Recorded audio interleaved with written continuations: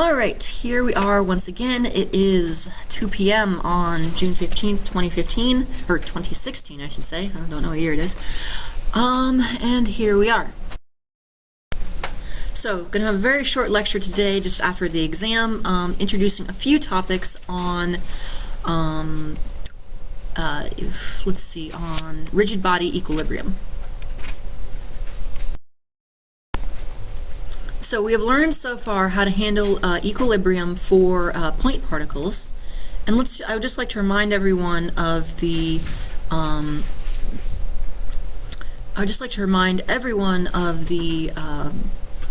difference between point particles and rigid body equilibrium. So equilibrium of point particles and rigid bodies. Equilibrium. Point particles,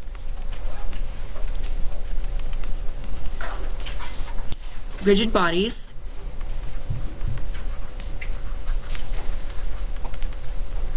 and in this we'll have two cases within each of these. 2D and 3D.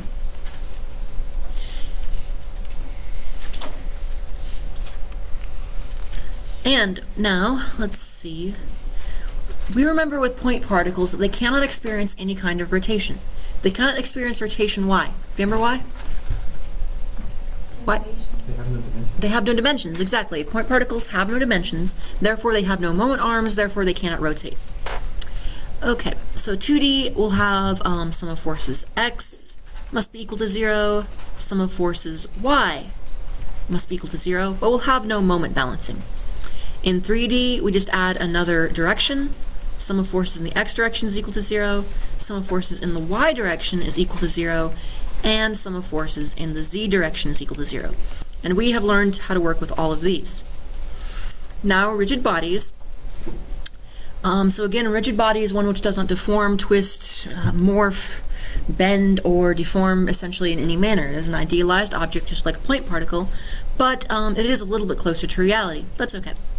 So we have the same sum of forces X equals sum of forces Y equal to 0. So we have our translational considerations, but we also have the sum of moments must be equal to 0. Here we have the same sum of forces X equals sum of forces Y equals the sum of forces Z is equal to 0, but we also have a balance of moments in about each axis that we can look at if we wish. Sum of moments about the x-axis equals the sum of moments about the y-axis is equal to the sum of moments about the z-axis, which is equal to 0. So fundamentally, this places some restraints on the kinds of systems we are able to solve. Yes? All the moments in the 2D are about 0. Huh? Okay, question. The question was, all moments in the 2D are about z. I mean, even though z doesn't really exist. In this case, yes. Essentially, there's an unwritten z here. If we have a two-dimensional plane here, x and y, any moment here is acting in this direction, and if you think of the right-hand rule, it would either be coming out of the page or going into the page. It is essentially about the unshown z-axis in a two-dimensional case. Now, this essentially gives us, these equations tell us how many unknowns for each of these cases we can solve for. So, we essentially, you've learned in mathematics before, in other classes I'm sure you've seen, that you can only solve for as many unknowns as you have equations. You can only solve for as many unknowns as you have fundamental equations. Now, you can take a course called linear algebra where you will study in depth about when you can solve for different numbers of unknowns, and you start really getting into matrices and all sorts of lovely things. But for our purposes here, let's just simplify things and say you have as many equations as unknowns. So here you can solve for 2 unknowns on an object. 2 unknowns. Each of these equations gives us a total, gives us 1 unknown. So for a 2D point particle system, we can solve for up to 2 unknown forces on a single object. In the 3D, we can solve for 3 unknown forces. three unknowns, three unknowns. Three unknown forces. Here, in the 2D case for rigid bodies, we now have the balance of moments, and this gives us another unknown. So we'll have three unknowns we can solve for. Three unknown forces. And this one would give us up to 6 unknown forces.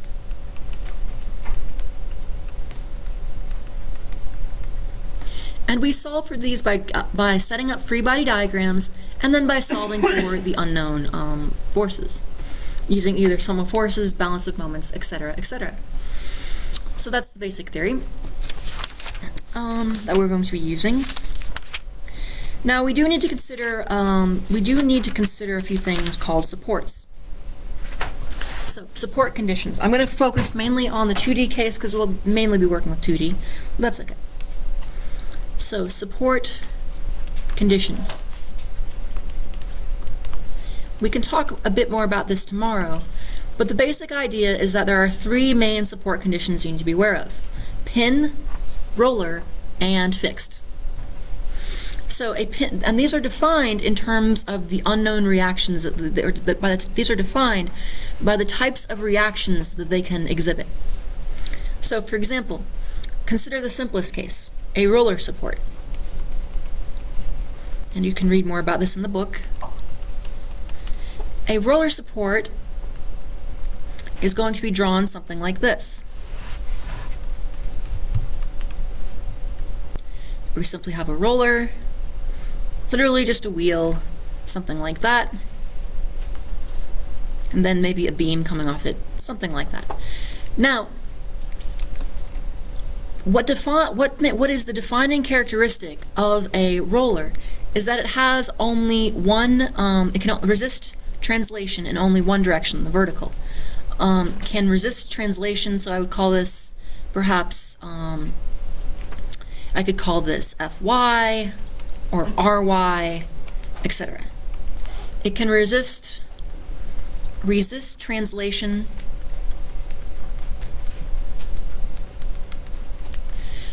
perpendicular to surface. That is the definition of a roller support. So if I try to push it down, it will resist it. And yes, it looks like I can just pull this up. I could just lift this thing right off the ground. And as it's drawn, that kind of looks that way. But by definition, I can't pull it up either. It will resist either upward or downward or both. Is it like in a track? Yeah, it's sort of like in a, think of it, maybe a good way to think of it would be if it's in some sort of track. These are just idealizations. These are models.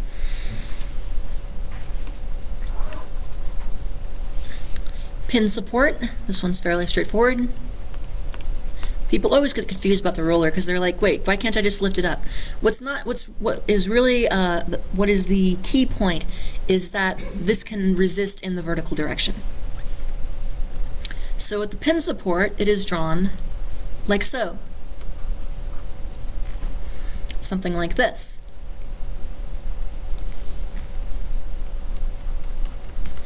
The pin support, by definition, can resist translation both parallel and perpendicular to the surface.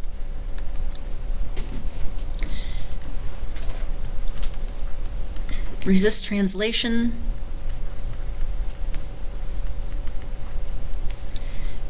perpendicular and parallel to surface, by definition. And let me show you what that would look like. So I could have, say, an Ry and maybe an Rx. Something like that.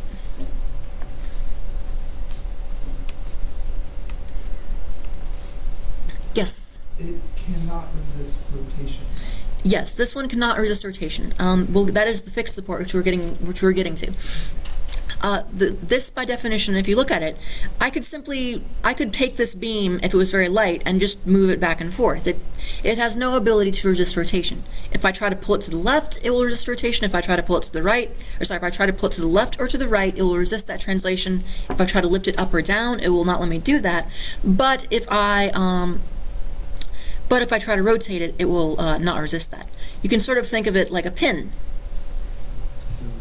If I have a pin here, and there's another pin behind this, and a bolt in there, it will exhibit that kind of behavior.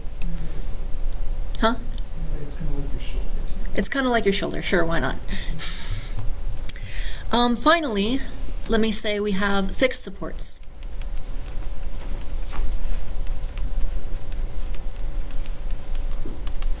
Fixed supports. Fixed supports can resist translation in 2 directions and rotation in 1.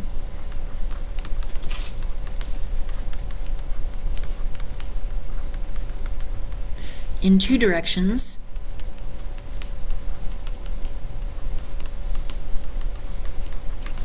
and translation in 1. And rotation in 1.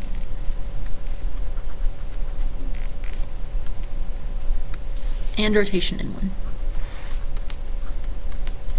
And this is all for the 2D case. For the 3D, you can have things that are, I'll talk about that in just a second. So it's drawn like this.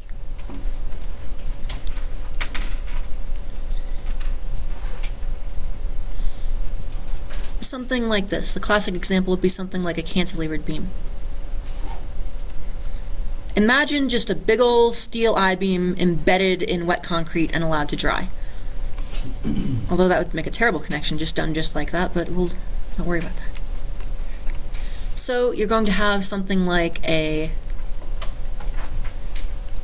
Rx,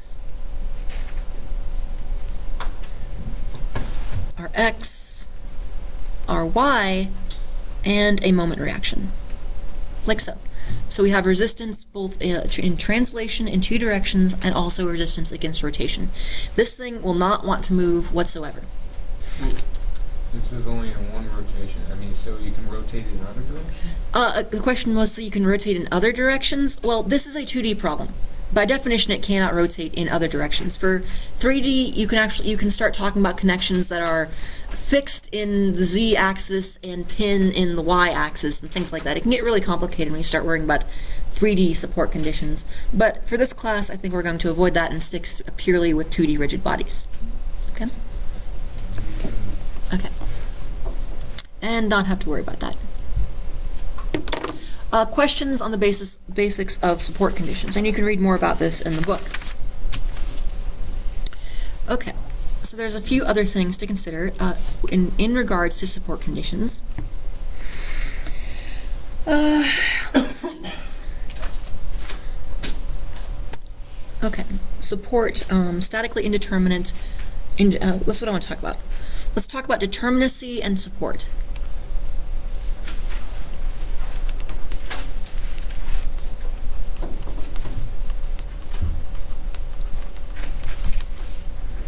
Determinacy and support.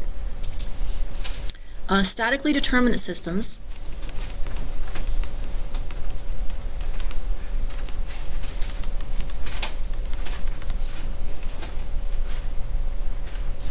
all reactions can be solved for using the laws of statics alone.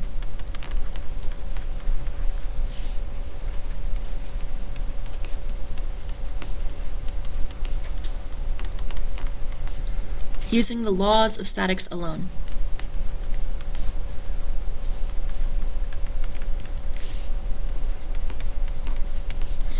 Let's see, for simple 2D systems, for single 2D objects,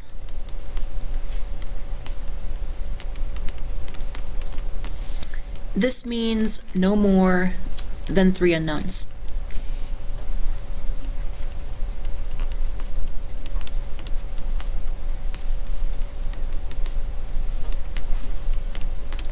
No more than 3 unknowns. For 2D systems, we have only 3 equations. If we have more than 3 unknowns, we will not be able to solve it. simply because of the limitations of our equations. No matter where we sum forces about, no matter what axis we use, no matter what clever moment balance we try to do, there will always be some unknown reaction if you have 4 unknown reactions on a simple object. Now, if you start getting into more complicated frames where you have things like internal pins and things like that, then you can solve for more than 3 unknowns in 2D systems, but we'll see those later on. For single rigid objects, just joined together as one, you'll only be able to solve for up to 3 unknowns for 2D systems. Statically indeterminate.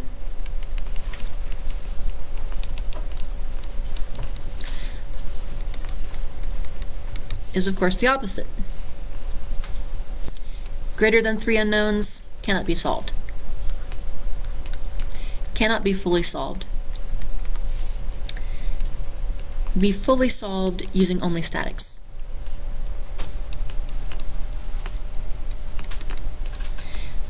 Now, it is possible to solve statically indeterminate objects. However, to solve these systems, you'll need to use material from more advanced courses where you start considering the actual size of members, the actual strength of materials, things like that. Basically, material from your mechanics of materials course, which if you're going down mechanical or civil track, you will take after this course, electrodynamics anyway.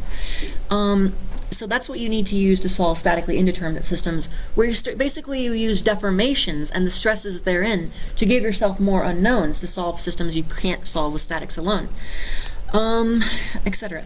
Now, is this a bad thing that we can't, that things aren't statically determinate? Any idea if this is a bad thing? Is this a good thing?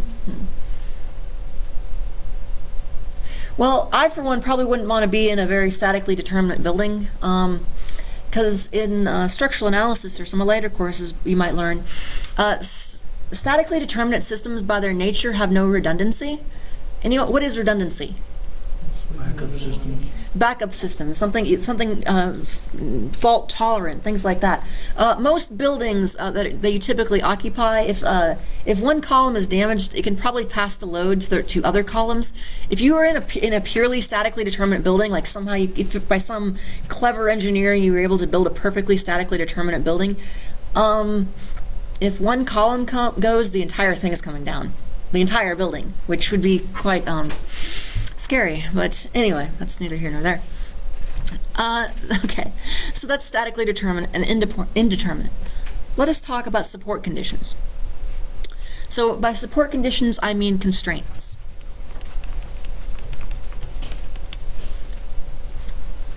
So we can have things that are, essentially we need to consider 3 things. Properly constrained,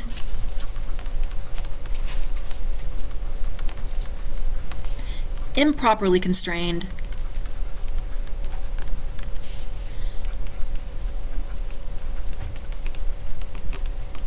and partially constrained.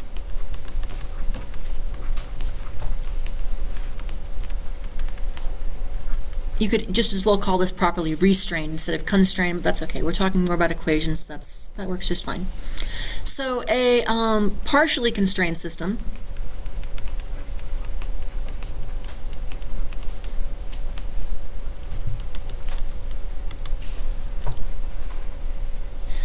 less than 2, or less than 3, I should say, sorry. No more than 2. And I'm going to restrict my conversation to 2D systems. Less than 2 restrictions on movement. Or let me say, before I say that, let me say less than 2 reaction forces, probably a better way to express it. Less than 2 reaction forces. Less than 2 reaction forces. Or less than 3 reaction forces. So we have less than 3 reaction forces. So if something has less than 3 reaction forces, it cannot be properly constrained. So consider something like this. Imagine I have a truss, and I put rollers on either end of it. If I have a truss like this, and I have rollers on either end of it. So it can resist forces like this and this, But, so actually, this would actually allow you, the way this is set up, this would give us some resistance against moment. If I tried to twist the entire truss, say here, this one or this one could resist that movement. But if I apply a force in the horizontal direction, there's nothing to resist that. In the words of Dr. Lowry, but my statics professor at A&M, he gave the example of this and said, you know what happens if you build a bridge like that? Someone's going to come up, hitch their truck to this, haul it away, and sell it by the pound. Anyway, yeah, so it's just sitting there by gravity. Now, for certain applications, that might actually work, but we try not to design structures like that generally. Okay, so that's partially constrained. Then we can have, let's say, properly constrained.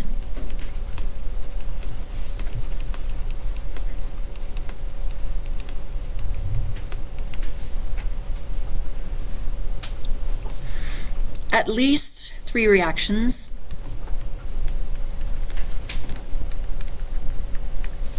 Positioned such that they fully resist X, Y, and moment.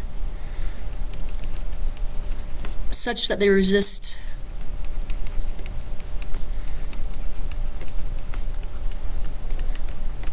X translation, Y translation, and rotation.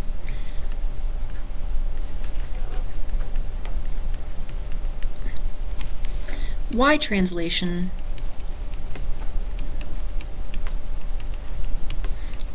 and moment.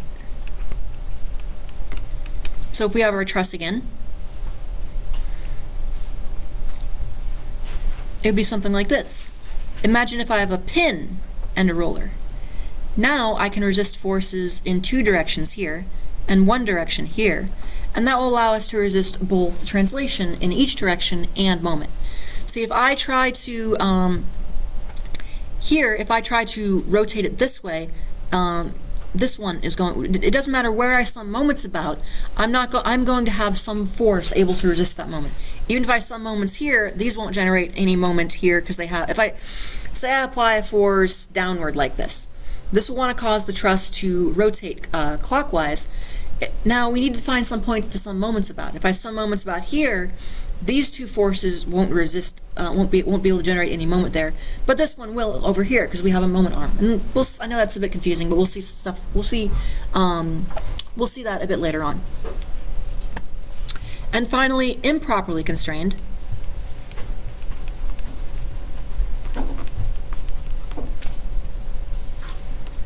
Improperly constrained. This is where we do have the at least 3 reaction forces, but they're just handled very poorly. At least 3 reaction forces are present.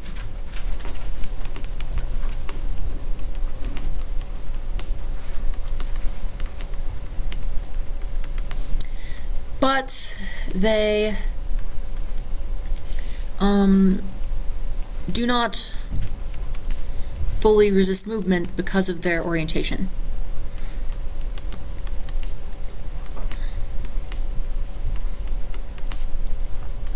Because of their orientation, or their lines of action.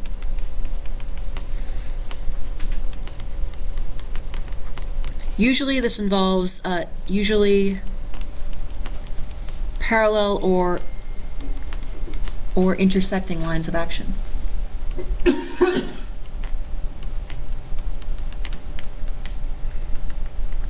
Lines of action. So, for example, say I have a frame like this. Roller, roller, roller. Well, in this case, I do have 3 reaction forces. I have a vertical one here, a vertical one here, and a vertical one here. However, they're not going to properly constrain this frame. If I come and apply a horizontal force here, this thing will happily just roll right on down the road. Because of how they're oriented, it's not going to be able to resist translation in the X. It will resist moment, but not translation in the X. And so I think, I guess we could go on a bit further, but I think that'll do it. This class ends, is it at 2:30 or 2:40? 2:30? Okay, okay. All right, fine. You got out. You got off on a lucky short lecture today. Huh? Oh well, you know what? That's okay. You just took an exam. That's okay. So, all right, review this, start looking at this stuff. We'll look at this more in detail tomorrow, and talk more about rigid bodies and solving for unknown forces, etc., etc., etc. So just a very brief introduction on support conditions. Study that. Huh? If you can, try the homework, yes. These problems here. Okay, that should do it. Thank you for taking the exam. I will see you tomorrow, and as always, thank you. I don't want to get backed up on homework, but I haven't seen the example, so. Read ahead. Huh? Read ahead. Read ahead.